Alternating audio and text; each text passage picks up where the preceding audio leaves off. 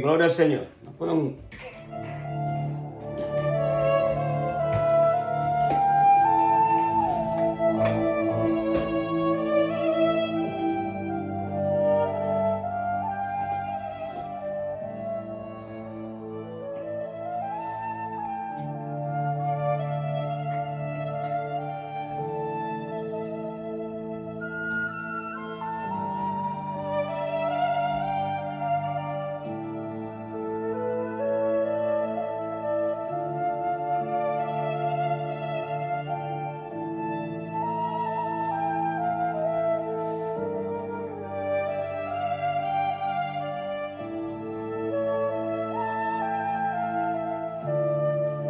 Descansa, Santo Espíritu, oh gentil Consolador,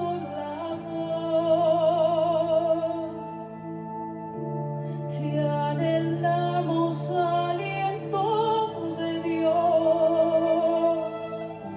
con tu presencia sácianos. Ven, descansa, Santo Espíritu. Amén, gloria al Señor.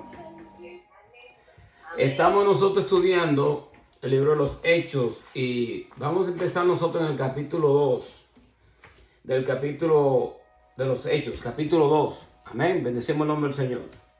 Leo la palabra de Dios en el nombre del Padre, del Hijo y del Espíritu Santo.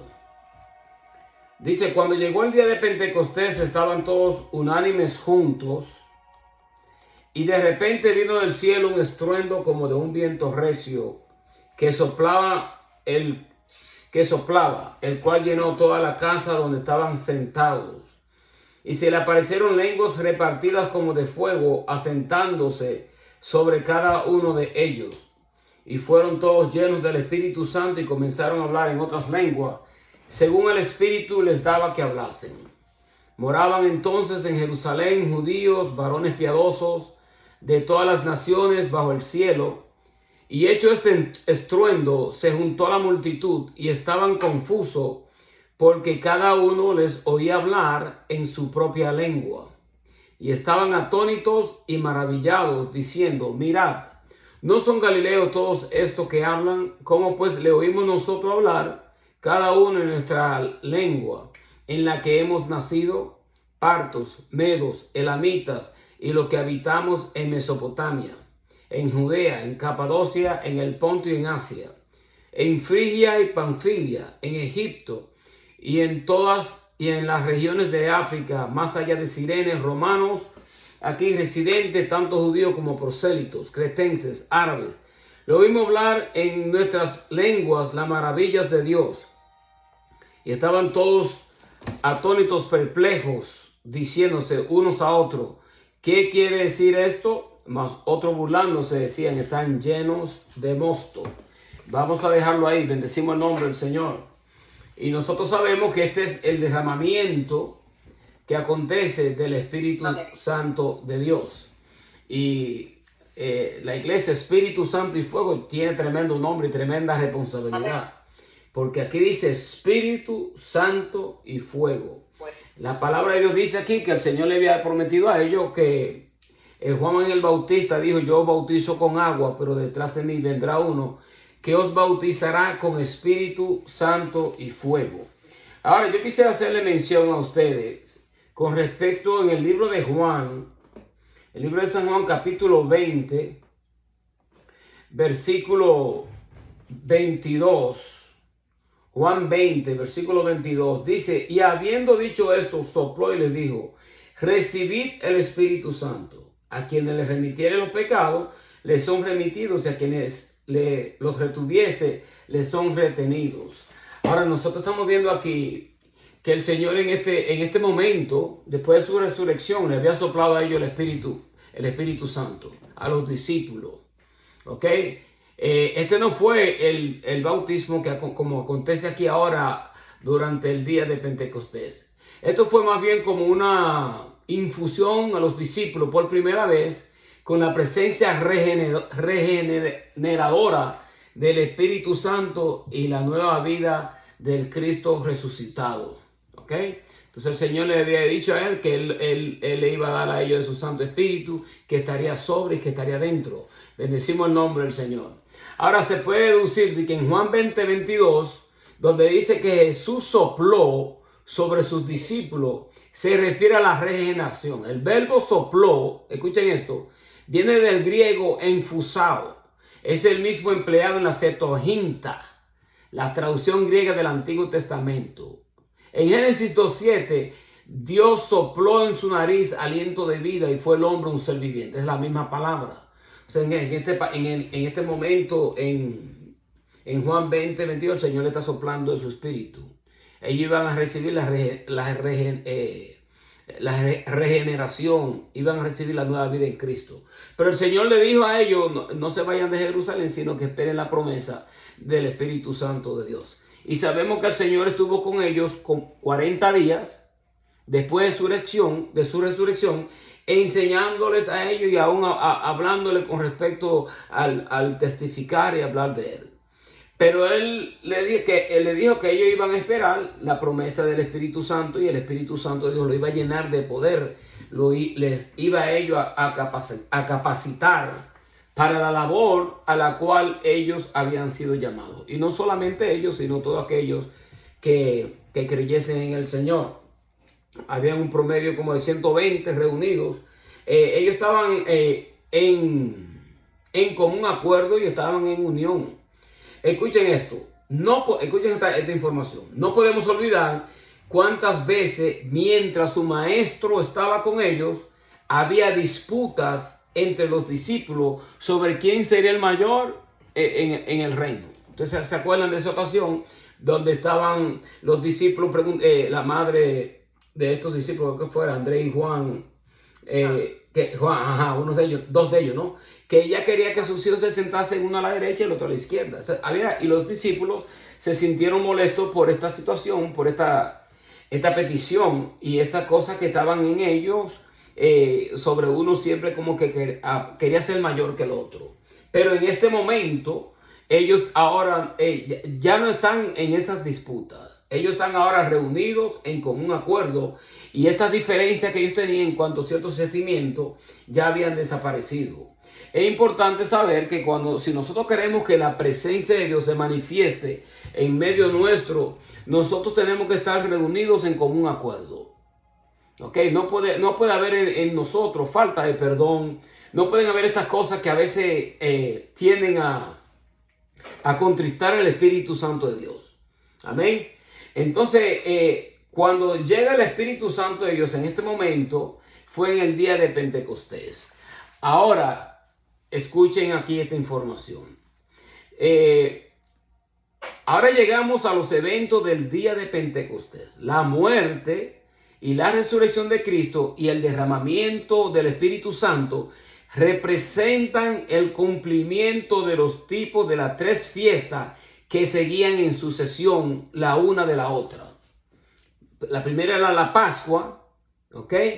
La otra era la fiesta de los primeros frutos, y esta la fiesta de Pentecostés. Toda esta información se encuentra en Levítico 23, en el capítulo del libro de Levítico, capítulo 23. Ahora, la Pascua era típica de la muerte expiatoria de Cristo.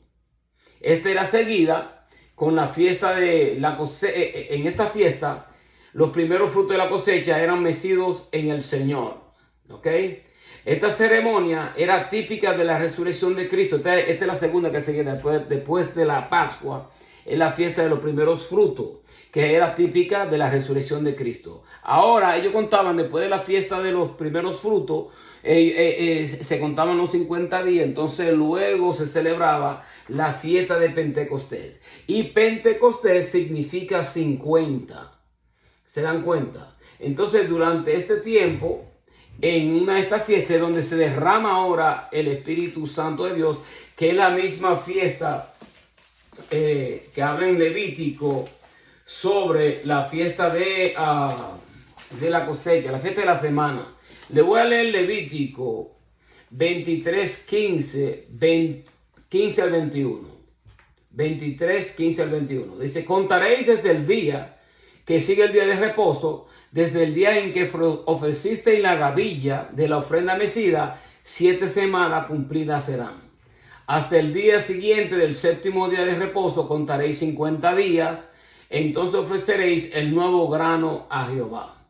De vuestras habitaciones traeréis 2 panes para ofrenda mecida, que serán de 2 décimas de efa de flor de harina, cocidos con levadura, como primicias para Jehová. Ofreceréis con el pan 7 corderos de 1 año, sin defecto, un becerro de la vacada, 2 carneros serán holocausto a Jehová, con su ofrenda, sus libaciones, ofrenda encendida de olor grato para Jehová. Ofreceréis además un macho cabrío por expiación, 2 corderos de 1 año, sacrificio de ofrenda de paz. Y el sacerdote lo presentará como ofrenda mecida delante de Jehová con el pan de las primicias. Los 2 corderos serán cosas consagradas a Jehová para el sacerdote. Convocaréis en este mismo día santa convocación, ningún trabajo de siervos haréis, estatuto perpetuo en donde quiera que habitéis en vuestras generaciones. Y podemos leer también para otro texto paralelo, Deuteronomio 16:9. Dice: 7 semanas contarás desde que comenzare a meterse la hoz en la mies, comenzarás a contar las 7 semanas. Sabemos que después de la fiesta de los primeros frutos, estaba la Pascua, la fiesta de los primeros frutos, y luego la fiesta del Pentecostés. Entonces, después de la fiesta de los primeros frutos, yo contaba unos 50 días, entonces se celebraba esta fiesta de Pentecostés. Cada una de estas fiestas, obviamente, nos recuerda, una de ellas la Pascua, nos recuerda la muerte expiatoria de Cristo, como el Señor nos salvó a nosotros del pecado y de la muerte a través de su muerte expiatoria. Ahora, los primeros frutos representan la resurrección de nuestro Señor Jesucristo, que van a ser aquellos que serán las primicias de la resurrección. Y ahora la cosecha. Estamos hablando ahora de la cosecha que va a venir al derramarse el Espíritu Santo sobre, y es el cumplimiento. Nosotros lo vamos a ver esto cuando el apóstol Pedro empieza a hablar y dice: este es el cumplimiento de la profecía de Joel 2:28, donde dice que el Señor le iba a derramar de su espíritu sobre toda carne, y los ancianos iban a profetizar, y los iban a tener sueños, y los jóvenes iban a tener visiones. O sea, vamos a ver nosotros el derramamiento del Espíritu Santo de Dios, el cual nosotros estamos viendo aquí en el libro de Hechos. Este es el comienzo de la iglesia primitiva. O sea, nosotros estamos viendo aquí que ellos estaban siendo, en este momento, cuando se derrama ese poder sobre cada uno de ellos, nosotros estamos viendo que ellos van a recibir el poder y la autoridad de Dios para ellos enfrentar y presentar el evangelio, y poder hacer la afrenta a la persecución, poder hacer la afrenta a los contratiempos que ellos iban a tener. El Señor mismo dijo: en el mundo tendréis aflicción, pero confiad en mí, que yo he vencido al mundo. Él dijo: yo no he venido a traer paz. Los miembros de tu familia serán tus primeros enemigos. Y el Señor habló claramente con respecto al evangelio. Y Él dijo: si a mí me persiguieron, a vosotros también os perseguirán.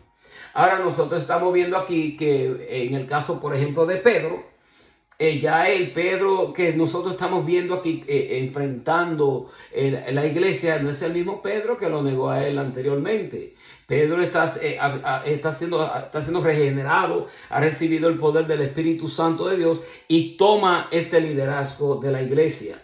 Nosotros lo vamos a ver a él en los primeros 12, por lo menos los primeros 12 capítulos del libro de los Hechos, donde el apóstol Pedro va a tomar el liderazgo de la iglesia primitiva. Bendecimos el nombre del Señor. Ahora miren, en Mateo 12, 31 al 32, dice: por tanto os digo, todo pecado y blasfemia será perdonado a los hombres, mas la blasfemia contra el Espíritu Santo no le será perdonada.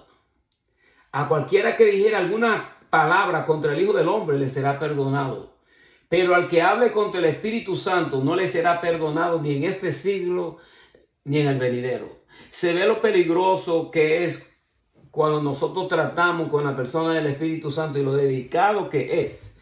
Y nosotros, cuando estudiamos este libro, podemos nosotros ver cuán alejado están muchas de las iglesias hoy en día que tienen multitudes, pero que están cometiendo unas cosas que están como en la línea de la blasfemia en contra del Espíritu Santo, porque unos se burlan del Espíritu Santo, se burlan de las lenguas y se burlan del bautismo y hacen cosas como que ellos lo toman, estas cosas lo toman como livianamente. Cuando, más sin embargo, nosotros vamos a ver en el libro de los Hechos que es muy peligroso lidiar con con el Espíritu Santo de Dios. O sea que debe de haber un respeto, debe de haber una reverencia ante el Espíritu Santo de Dios. Pues el Espíritu Santo de Dios no es menos que Jesucristo ni es menos que el Padre. Es el mismo Dios. Solamente que el Espíritu Santo de Dios no es una paloma. Es representado simbólicamente como una paloma. Pero no podemos decir que el Espíritu Santo es una paloma o que es solamente como el viento recio de Dios, sino más bien debemos entender que el Espíritu Santo de Dios es el mismo Dios. Y en la forma que Dios ahora anda buscando permanecer con la iglesia y permanecer con todo aquel que cree en Jesucristo su Hijo, es a través de la persona del Espíritu Santo de Dios. Entonces el Espíritu Santo de Dios viene ahora a morar dentro y va a estar sobre nosotros. Esta es la forma de Dios ahora ministrarle a la iglesia. Si nosotros leemos en Joel 2:28, dice: y después de esto derramaré mi espíritu sobre toda carne, profetizarán vuestros hijos, vuestras hijas, vuestros ancianos soñarán sueños, vuestros jóvenes verán visiones. También sobre los siervos, sobre las siervas, derramaré mi espíritu en aquellos días. Daré prodigios en el cielo, en la tierra sangre, fuego y columnas de humo. El sol se convertirá en tiniebla y la luna en sangre, antes que venga el día grande y espantoso de Jehová.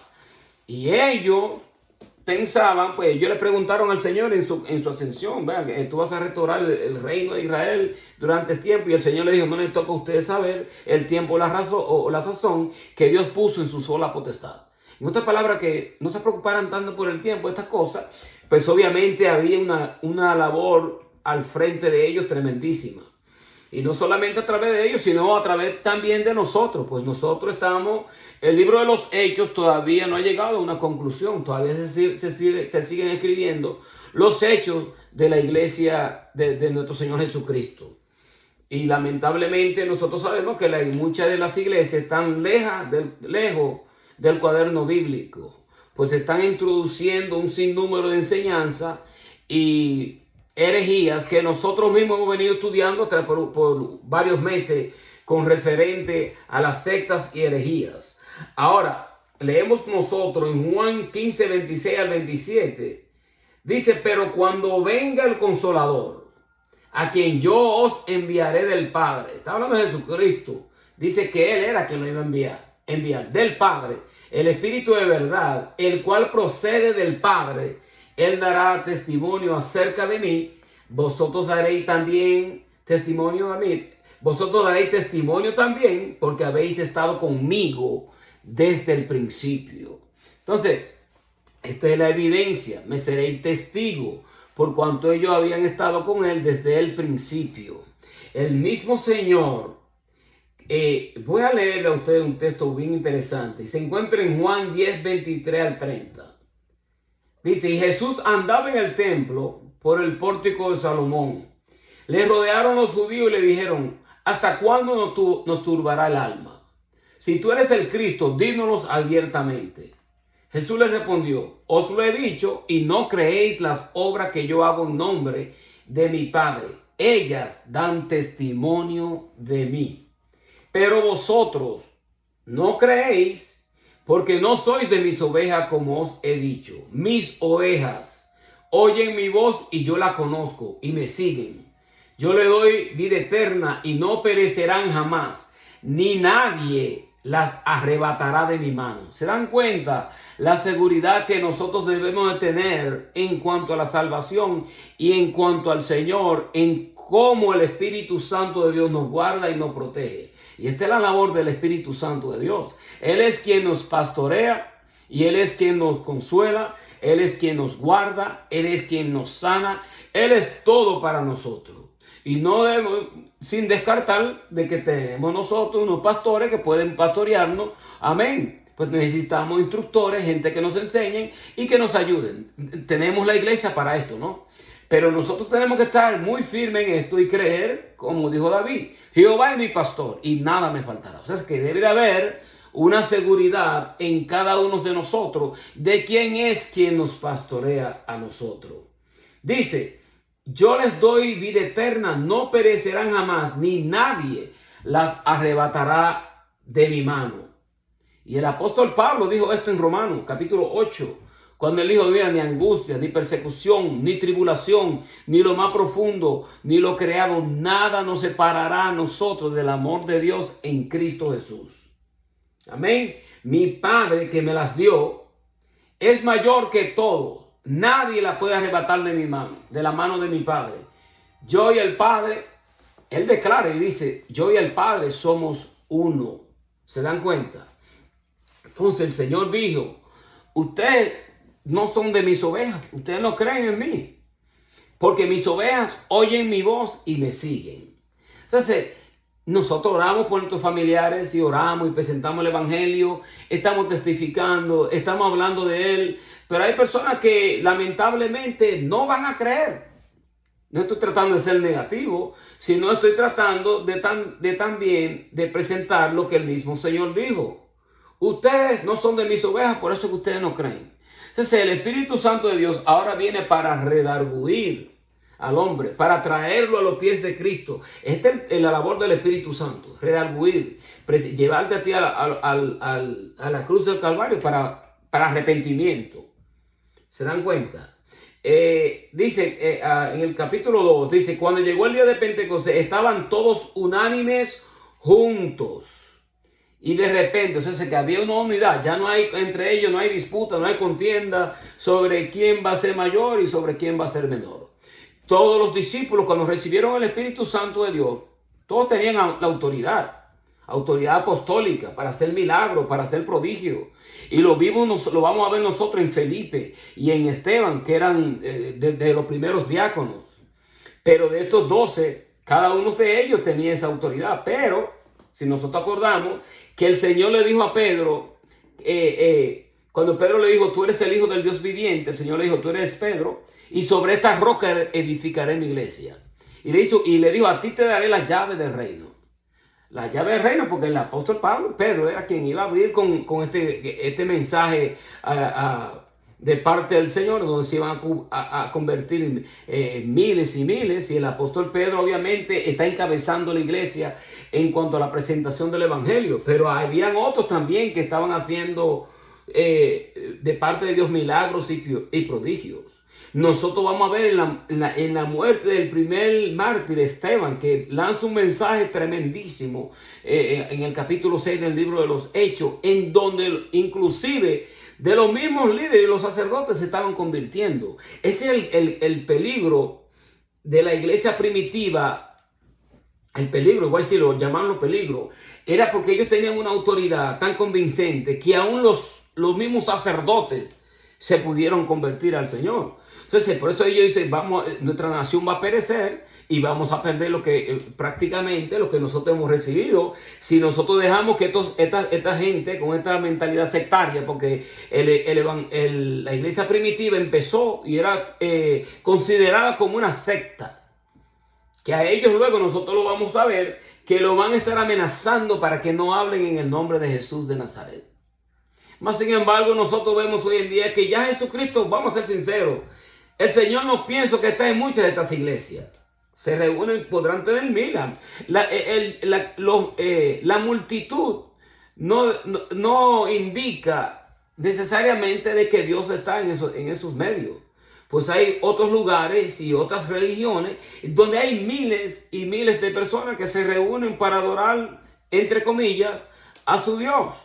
Ahora fíjense en esto, porque el mismo el Papa Francisco, reunido con otras religiones de diferentes países, él está reunido con ellos Y él dice, bueno, como que el Dios nuestro no es más grande que el Dios de ellos y que prácticamente como que todas las religiones llevan al mismo camino y llevan a Dios. No, es una mentira satánica. Si nosotros creemos lo que dice el Evangelio, nosotros vamos a ver que el mismo Señor dijo, yo soy el camino, la verdad y la vida.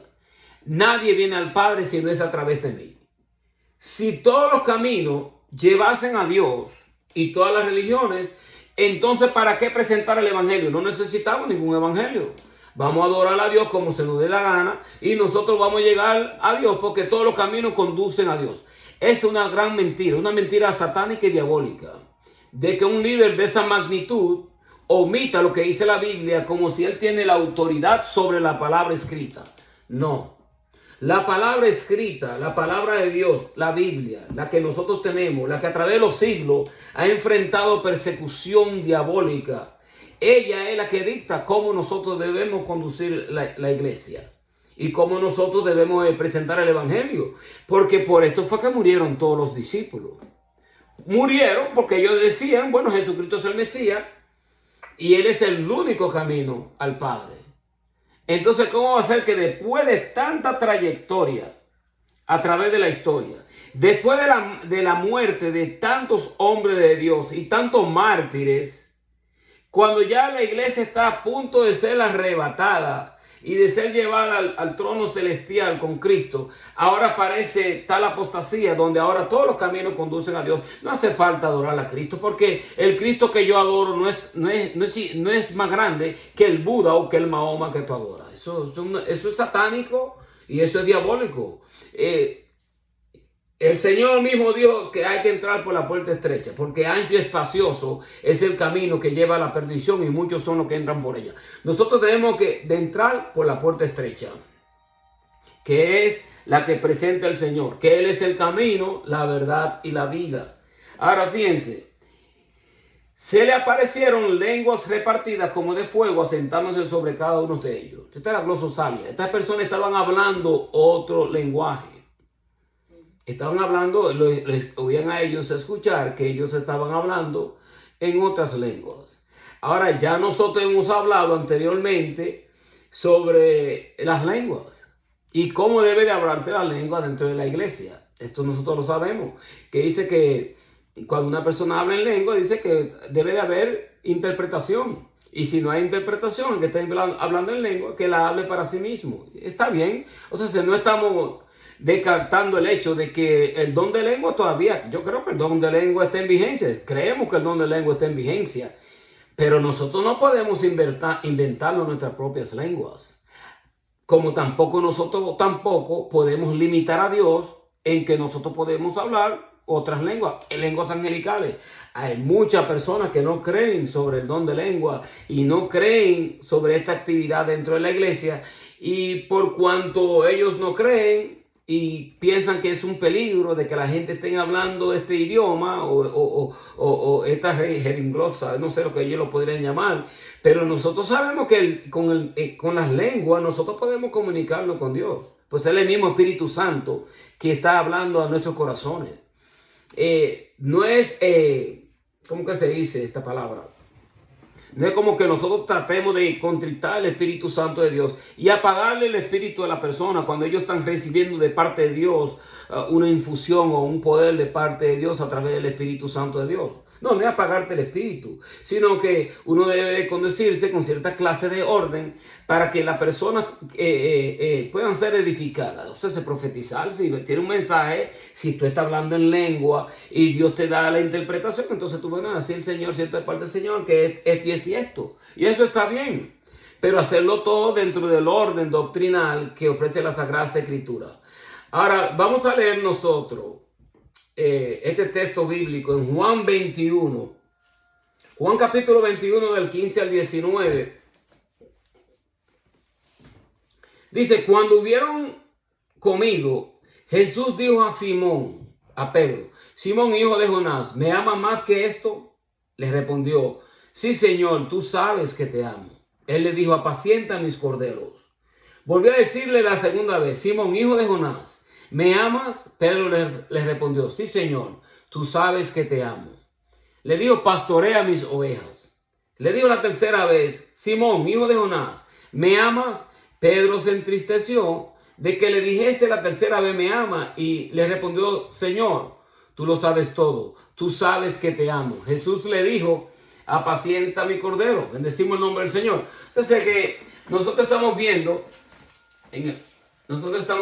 que el Pedro que recibe el Espíritu Santo de Dios es un Pedro que ahora ha sido restaurado y ha recibido el poder de parte del Señor. Al igual que muchos de nosotros, cuando vinimos a los caminos del Señor, hemos entrado en un proceso de regeneración, en un proceso de santificación.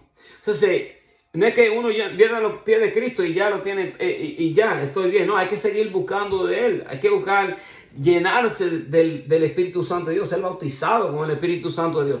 No se ve en muchas de estas iglesias hablar del bautismo del Espíritu Santo, pero sí la Biblia lo menciona, porque el mismo Juan lo dijo: yo os bautizo con agua, pero detrás de mí viene uno del cual yo no soy digno ni siquiera de desatar la sandalia de sus pies. Él os bautizará en Espíritu Santo y fuego.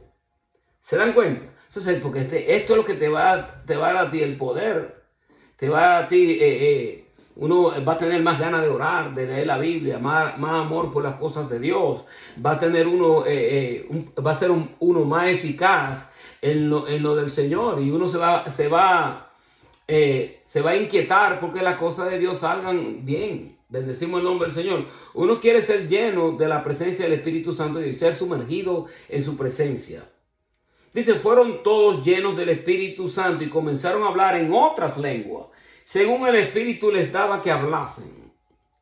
Y hay muchos testimonios de personas que han ido a lugar misioneros, que han ido al Amazonas o han ido al África o a otros lugares en donde ellos no conocían el lenguaje y Dios les permitió a ellos hablar en una lengua que ellos ni siquiera la conocían.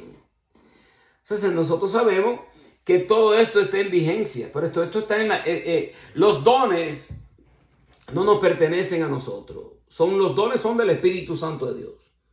Nosotros debemos estar atados a Él, a su voluntad. Y los dones fluirán a través de nosotros. Esa es la idea. Porque el don no se nos da a nosotros para nosotros ser endiosados, como nosotros lo vemos en muchas de estas ocasiones. Personas que dicen, no, que yo estaba escuchando una pastora ahí de la República Dominicana, que dice, no, que el apóstol Pablo era un machista y a él como que se le fue la guagua. Pero ¿quién eres tú para decir tal cosa? Porque si nosotros creemos que los apóstoles estaban siendo inspirados por el Espíritu Santo de Dios, lo que Dios escribió ahí está escrito. Nosotros no podemos ahora remontarnos hacia 2000 años atrás y decir, no, el Espíritu Santo de Dios no estaba contigo cuando tú dijiste tal cosa. Tenemos que tener cuidado con estas cosas porque nosotros estamos, como en el texto que yo leí anteriormente, o sea, todos los pecados podrían ser perdonados, excepto la blasfemia del Espíritu Santo de Dios. Decir que algo es del diablo cuando en verdad es de Dios. Hay que tener mucho cuidado. Bendecimos el nombre del Señor. Ahora, fíjense, ellos están ahora reunidos y están en común acuerdo. Pero anterior a esto, nosotros debemos de acordarnos que hubo alguien que estaba orando por esta unidad. Y eso fue el Señor. En Juan 17, 14, del versículo 14 en adelante, dice: yo les he dado tu palabra. El mundo los aborreció. Y eso es mientras ellos están con ellos, que el Señor está orando y está orando como que ya eso pasó. Porque no son del mundo como tampoco yo soy del mundo. No ruego que lo quites del mundo, sino que lo guardes del mal. No son del mundo, como tampoco yo soy del mundo. Santifícalo en tu verdad. Tu palabra es verdad. ¿Qué dice la palabra? Tu palabra es verdad. Como tú me enviaste al mundo, yo así los he enviado. Y por ello yo me santifico a mí mismo, pero para que también ellos sean santificados en la verdad. Mas no ruego solamente por esto, sino también por lo que han de creer en mí, por la palabra de ellos, para que todos sean uno, como tú, oh Padre mío, y yo en ti, que también ellos sean uno en nosotros, para que el mundo crea que tú me enviaste. Si nosotros creemos que la gente cree en nosotros, debe de haber unidad en la iglesia. Bendecimos el nombre del Señor. Debemos estar en común acuerdo. No hay por qué. Y podemos pensar en ciertas cosas porque somos seres pensantes. y cada uno razona en su forma de pensar. Pero cuando viene la Biblia, nuestro razonamiento ahí queda limitado. Pues obviamente nosotros tenemos que decir, bueno, esto es lo que dice la Biblia, esto es lo que dice la palabra del Señor. Tenemos nosotros ahora que entrar en lo que la palabra de Dios está dictando. Ahora, ¿se dan cuenta por qué el grave error que hay hoy en día? Por eso es tan importante que uno estudie este libro, el libro de los Hechos. Porque el libro de los Hechos presenta a la iglesia cuando nace. Nace la iglesia y están todos en común acuerdo. Y ya luego nosotros vamos a ver que ellos van a enfrentar un sinnúmero de obstáculos y situaciones en donde su razonamiento tiene que entrar ahí también. Y Dios lo permite. ¿Se dan cuenta? Pero cuando nosotros estudiamos este libro, debemos de mirar todo lo que nosotros, no debemos nosotros ahora dejarnos llevar por toda clase de enseñanza que nosotros escuchamos y vemos en las redes sociales, cuando nosotros sabemos que en su gran totalidad, en su gran mayoría, muchos de los que están enseñando un evangelio apóstata tienen miles y miles y multitudes. Nosotros debemos de dejarnos llevar por lo que la palabra de Dios nos dice a nosotros. Moraban entonces en Jerusalén varones piadosos de todas las naciones bajo el cielo. Hecho este estruendo, se juntó la multitud. Estaban confusos porque cada uno le oía hablar en su propia lengua. Bendecimos el nombre del Señor. Ahora fíjense en esto. ¿En qué otra ocasión nosotros vemos que hay una confusión de lengua? Nosotros vemos en el caso, por ejemplo, cuando el hombre en el libro de Génesis dice que hace una torre para alcanzar el cielo. Y el Señor dice, edifiquémonos, y lo voy a leer rapidito. Génesis 11:4 en adelante, unos cuantos textos. Dijeron, vamos, edifiquémonos una ciudad y una torre cuya cúspide llega al cielo. Hagámonos un nombre, por si fuéramos esparcidos sobre la faz de la tierra. Descendió Jehová para ver la ciudad y la torre que edificaban los hijos de los hombres. Y dijo Jehová, aquí el pueblo es uno. Todos ellos tienen un solo lenguaje y han comenzado la obra, y nada les hará desistir ahora de lo que han pensado hacer. Ahora pues, descendamos, confundamos allí su lengua para que ninguno entienda el habla de su compañero. Esto fue lo que Dios hizo. Ese es el propósito de Dios. Dios lo confundió. Porque pues, esta unidad era unidad basada más, podríamos decir, como en el egocentrismo. Ellos querían como alcanzar un nombre para sí mismos y llegar a una, y todos estaban en esa unidad. El enemigo a veces tiende a estar más unido que a veces, voy a decir a veces, y lo voy a poner entre comillas para no darle mucha gloria, parece como que están más unidos que la misma iglesia, y no debería de ser. Ahora, esta unidad fue una unidad que obviamente Dios no aprobó y Dios confundió las lenguas, pero en todo eso estaba el propósito de Dios. Ahora, la unidad que nosotros vemos en el libro del día de Pentecostés es una unidad que ha sido producida por el Espíritu Santo de Dios, y una unidad bajo la cual el mismo Señor había orado. Entonces ahora ellos están hablando nuevas lenguas, pero en vez de ellos ahora ascender al cielo en el sentido de ellos buscar un nombre para sí mismos, ellos están descendiendo y siendo humillarse hasta lo sumo para que el nombre de Cristo sea exaltado, no el nombre de ellos. Ahora cuando aparece el Espíritu Santo de Dios, ellos van a menguar, como dijo Juan el Bautista. Es necesario que yo mengue, pero que Él crezca. Ellos van a ser disminuidos en cuanto a su nombre, para que el nombre de Cristo fuese glorificado.